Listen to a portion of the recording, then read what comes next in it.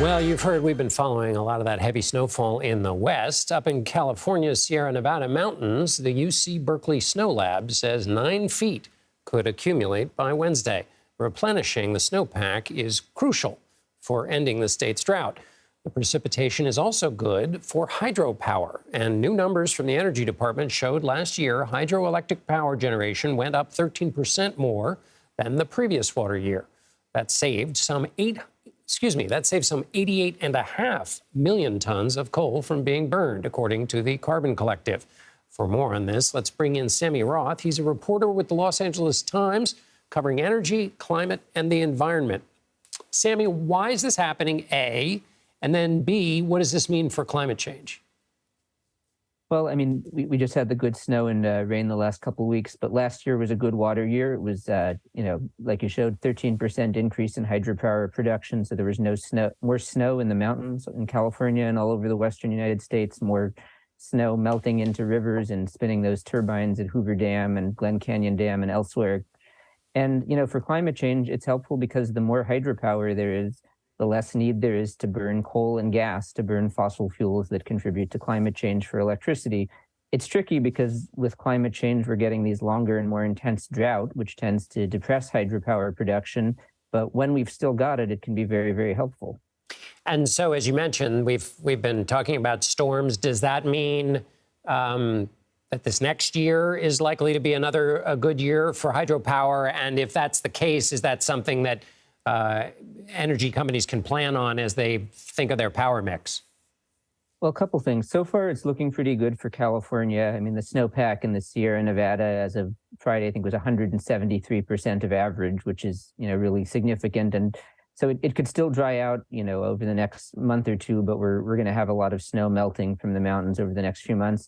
Overall, though, the Colorado River Basin is not getting it quite as good as we are here on the West Coast. The main, the Rocky Mountains and the other ranges that feed the Colorado River, still, not at those high levels like we're seeing here in California. And right now, the largest reservoirs in the Colorado, Lake Mead and Lake Powell, which have two of the really significant hydropower facilities, those two reservoirs are still at record low levels, like 25 or 30%. And the water is falling so far that there's worries that they could get to the point where they can no longer generate hydropower at all because the water will be below the level of those hydropower turbines.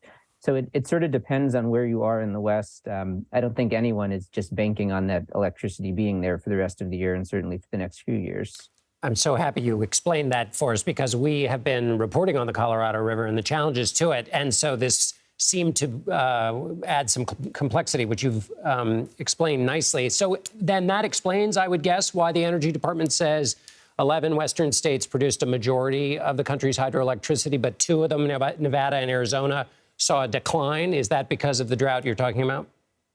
That's right. It's just not been as good in the Colorado Basin as it has been in some other places. And, you alluded to this. This creates real trickiness at planning how are we going to get the energy system together to confront the climate crisis. Hydropower can be very, very helpful for that because, you can run water through dams and through these turbines in the evening when the sun goes down. You can do it when the wind's not blowing. It's sort of a flexible resource in that way, which we need more of, but it's just getting harder and harder to plan for because of climate change and how that's disrupting the water system.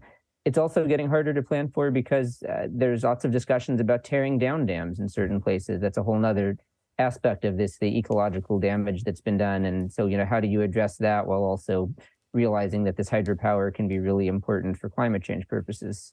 So let me linger for a moment on that planning for point, which is that part of the challenge? Because people want certainty, particularly energy companies want certainty. And so even though there might be more of it at a time, it's that planning piece that I guess what I'm thinking about here is that you wrote a story earlier this month about Western voters saying they really want to transition to clean energy. So hearing this good news might suggest that that's possible, but it's that planning piece that makes it hard to actually make that transfer. That's exactly right. The balancing act that electric utilities and power generating companies have to do in the United States and all over the world, it's just such a fine line that they're walking, where electric supply and electric demand have to be lined up, every second of every minute of every day.